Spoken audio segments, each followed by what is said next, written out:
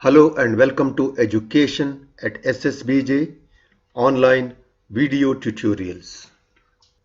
This video is a second in the series of videos on the chapter number 18, Pollution of Air and Water of class 8th CBSE. We have learnt in the previous video session that how the oxygen has entered into the Earth's atmosphere and how we had a perfect balance of oxygen, carbon dioxide and other gases. And this balance slowly started getting disturbed in the course of time due to so-called development of human race on Earth. We have completely misunderstood the word development. Industrial revolution made us depend extremely on fossil fuels such as coal and oil, and that resulted into a massive emissions from the combustion of fossil fuel, coal and oil, and increase in the carbon dioxide in the atmosphere begins. Every country has contributed increase in carbon dioxide to the atmosphere, and it is more so with the highly developed countries and the countries which have more population. China stands top because it has more population among the other countries. Right in front of you is a chart and you can see United States followed by India and Russia. An amazing thing is rest of the world will give only 20%, 21% of carbon dioxide to the atmosphere. We can survive for some time without food, but we cannot survive even for a minute without air. We had a perfect balance of all the components of gases in the environment. That is 78% of nitrogen, 21% of oxygen, and then other gases, carbon dioxide, argon, methane, ozone, water vapor. But now that balance is being disturbed. Air is polluted. And what is air pollution? When air contains substances which are harmful to our health.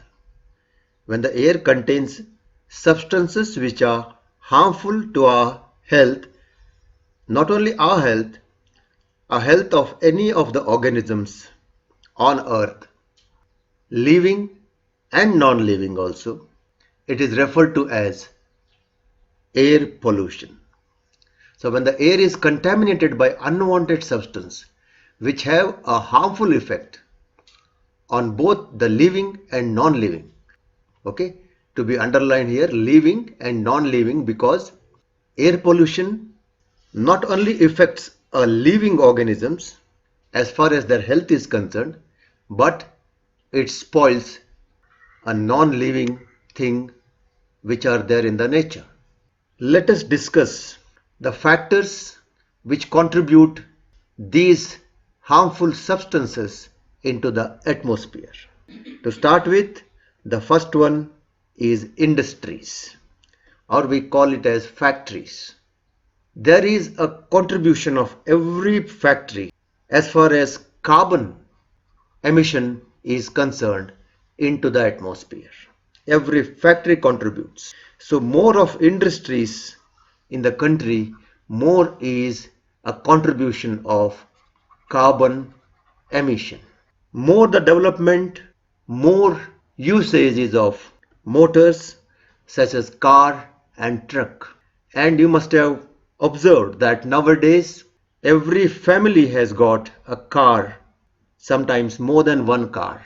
We have huge number of trucks for the transport. It is said that in Delhi alone, if you can line up all the cars, all the vehicles which are registered, we are speaking about only registered vehicles, not non-registered vehicles.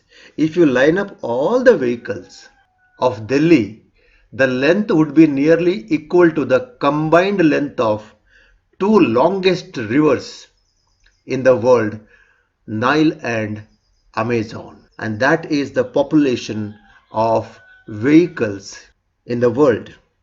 As for the figures, the total number of vehicles in the world is equal to the population of India. And India is the fourth largest motor vehicle manufacturer in the world as on 2006, and it is the first in the world to produce three-wheelers as on 2016.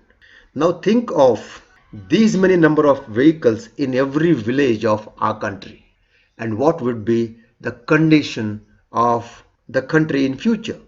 These vehicles contribute carbon monoxide.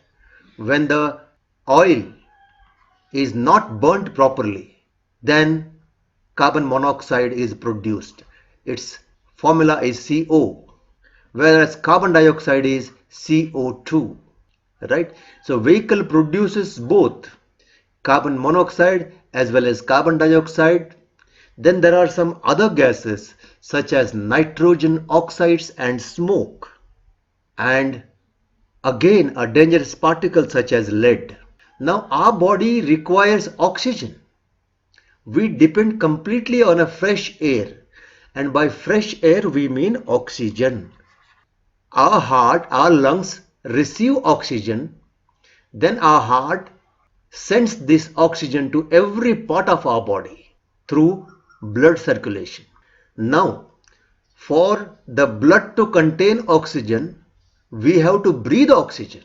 Now, in place of oxygen, if we breathe carbon monoxide or carbon dioxide or a lead, that result into a problem as far as health is concerned.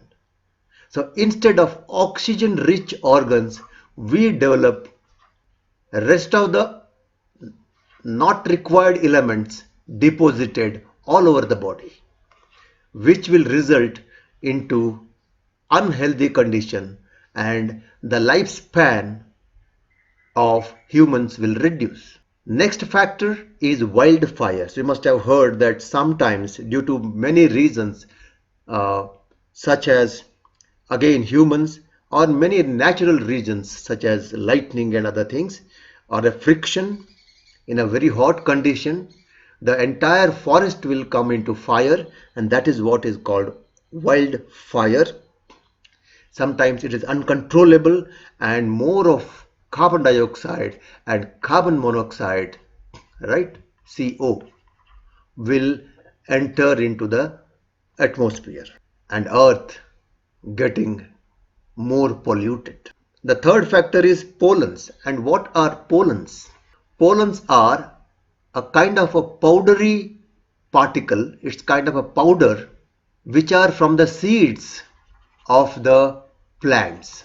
They are very fine powder, and actually these are a male gametes. You must have studied this male gamete in the lesson reproduction in animals. So as far as plant is concerned, these male gametes are used for further reproduction of the plant, and these are called pollens. But these pollens sometimes for some people results allergic symptoms such as a flu, cold, cough. Next factor is crop residue or subtle burning, it is called.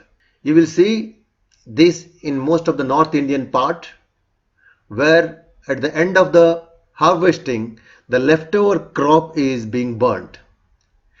Now when this leftover crop is being burnt, again a carbon dioxide, carbon monoxide enters into the atmosphere, not only the place where it is burnt, even to the nearby places. For example, if the Rajasthan farmers or the Punjab farmers, if they start burning their crop residue, it may affect Delhi, because most urban cities are already affected by a pollution because of the industries and vehicles. In addition to that, the movement of air brings all these particles due to crop residue from different part of the country to a particular place. There are some factors which are not in our control. Those are volcanoes. Volcanoes will give unburnt particles into the atmosphere. All those particles which are not good for the atmosphere are called aerosols. So remember this word, aerosols. So these are the few factors which are responsible for the pollution of air. Then what else causes air pollution? All of you must have heard ozone. Ozone is made of oxygen, but in place of 2 oxygen we have 3 oxygen, so it is represented as O3, whereas oxygen is written as O2. Around the earth we have a layer of ozone. In this picture it is called as a good ozone, and it is already present around the earth. During a formation of earth, over a period of time, this layer is formed. So this is ozone layer. But due to the industries and pollution, there is a man-made ozone layer within the atmosphere. So that is bad ozone, right? And this is because of our industries factors which are responsible for this layer. But this layer is there much before. Now, how does this layer helps us? It stops a harmful rays which are from sun. Okay, so all harmful rays which are there, such as ultraviolet rays, which are otherwise will enter into the atmosphere and spoil the health, which we'll discuss in the later part of this chapter. But this layer is not good for a living organisms, because this ozone reacts with other chemicals which are there inside here and form a kind of a cloud in the atmosphere which we call smog, which is a combination of word smoke and fog. So it will be so thick where you cannot even see even a meter in front of you. The particles of air combine with ozone and they create a smog. And smog is a type of pollution that looks like smoky fog and makes it difficult to see. Nitrogen oxides, sulfur oxides, and ozone and smoke results into smog. Thank you.